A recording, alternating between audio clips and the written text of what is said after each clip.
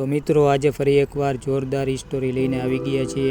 તો સ્ટોરીમાં મિત્રો એન્ડ સુધી બના રહેજો અને સ્ટોરી પસંદ આવે તો લાઈક અને શેર કરવાનું ભૂલતા નહીં। તો ચાલો શરૂ કરીએ। વિજયનગર રાજ્યમાં રાજા કૃષ્ણદેવ રાય શાસન કરતા હતા। તેમના દરબારમાં અનેક બુદ્ધિશાળી પંડિતો હતા, પરંતુ તેમાં સૌથી વધારે ચતુર અને વિનોદી હતા તેનાલી રામ। એક દિવસ દરબારમાં બે ખેડૂત વચ્ચે ઝઘડો લઈને આવ્યા।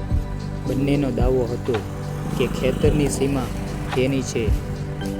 રાજાએ ઘણા પંડિતોને પૂછ્યું, પરંતુ કોઈ સ્પષ્ટ જવાબ આપી શક્યું નહીં।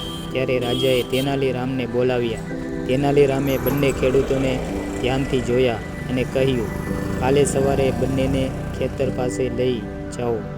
બીજે દિવસે તેનાલી રામ બધા સાથે ખેતર પર પહોંચ્યા। તેણે કહ્યું, જે વ્યક્તિ સાચો માલિક હશે તે ખેતરને સ્પર્શ કરીને કહેશે કે આ મારી જમીન છે। પહેલો ખેડૂત દોડી ગયો અને ખેતરને જોરથી સ્પર્શ કરી બોલ્યો, પણ બીજો ખેડૂત શાંત રહ્યો।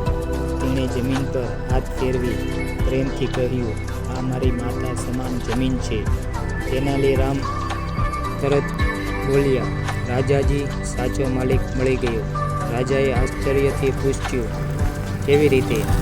તેનાલી રામે કહ્યું, જેણે જમીન પર હક જમાવવાનો પ્રયત્ન કર્યો તે લોભી હતો, પણ જે જમીનને પ્રેમથી સ્પર્શ કરે એ જ સાચો માલિક હોય। રાજાએ તરત જ બીજા ખેડૂતને જમીન સોંપી દીધી। તો મિત્રો, આજની સ્ટોરી અહીં સમાપ્ત થાય છે। તો ફરી મળીએ એક નવી જોરદાર સ્ટોરીની સાથે।